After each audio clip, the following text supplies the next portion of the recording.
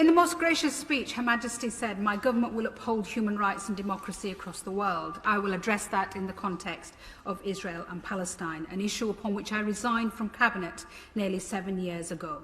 I saw then at the heart of government what we see now, our government simply failing to implement its own stated policy. My Lords, we have a policy. We have a policy of a two-state solution, but we do not recognise Palestine as a state. Ministers refuse to even use its name. We have a policy of a peace process, but we have no appetite to initiate or prioritise one. We have a policy that settlement building is illegal and contrary to international law, yet there is no consequence where every year more and more settlers, supported by the Israeli government and diaspora groups, occupy more land in Palestine.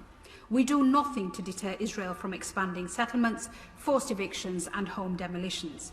This is ethnic cleansing and is denying the reality of the state of Palestine to even exist.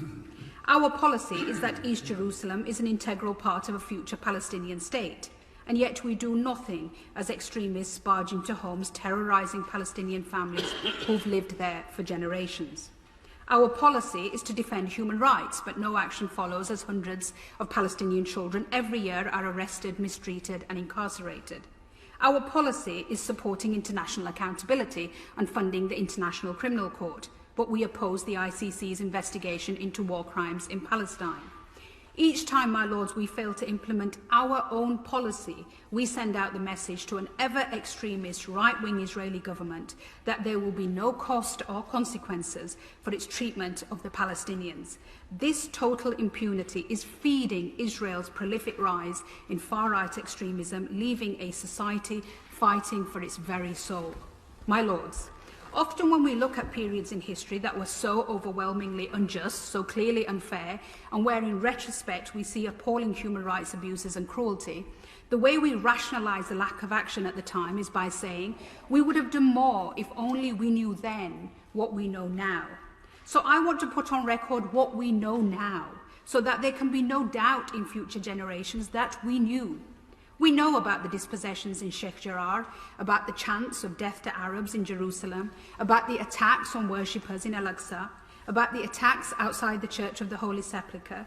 We know in the West Bank, Palestinians and Israeli settlers live side by side, the former legally but under military law without the most basic of utilities, the latter 630,000 strong and growing, illegally present yet governed by civilian law and living in relative luxury. Two peoples in the same land, but with differing legal systems and even separate roads to the same place. So we know, my Lords, as documented by Human Rights Watch, that the threshold has passed for the international war crime of apartheid and persecution. We know generations have existed under a blockade, never left Gaza, an area the size of the Isle of Wight, and drink water that the World Health Organization says is not even fit for animals. We know that mid-pandemic, Gaza's only coronavirus testing lab was damaged because of Israeli army bombing. We know of the deliberate targeting of journalists, including the bombing of the AP building, whereas US Secretary of State Blinken said there was no evidence of Hamas operations. We know that a female journalist who's worked for Channel 4 was attacked and had her hijab ripped off by Israeli soldiers. We know, as reported by Mark Stone at Sky News, of entirely unnecessary provocative behaviour by Israeli police and military yesterday at Damascus Gate, with stun grenades thrown at a peaceful group of Palestinians, and Bethlehem, where volleys of tear gas were used. We know from Amnesty International of the rising death toll in Gaza, entire families wiped out in attacks that will be tried as war crimes. We know from the UN the mounting destruction by Israeli strikes on homes, hospitals, libraries and charities.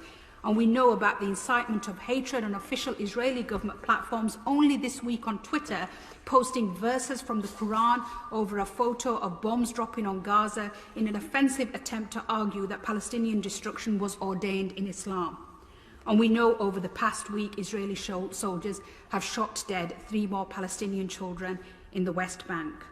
And we know, my Lords, that there will be zero accountability for this appalling violence.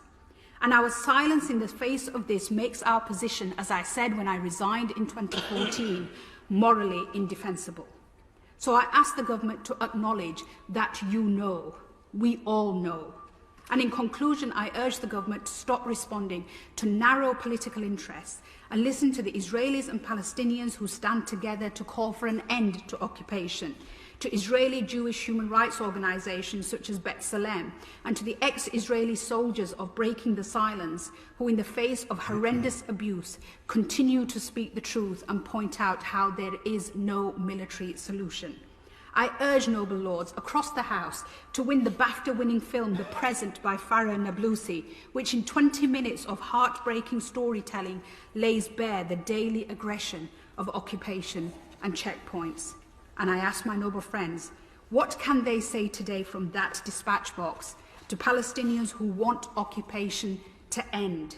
How do we ensure that our policy of the two-state solution is not a simple fig leaf policy to hide inaction, but a reality for the people of Israel and Palestine?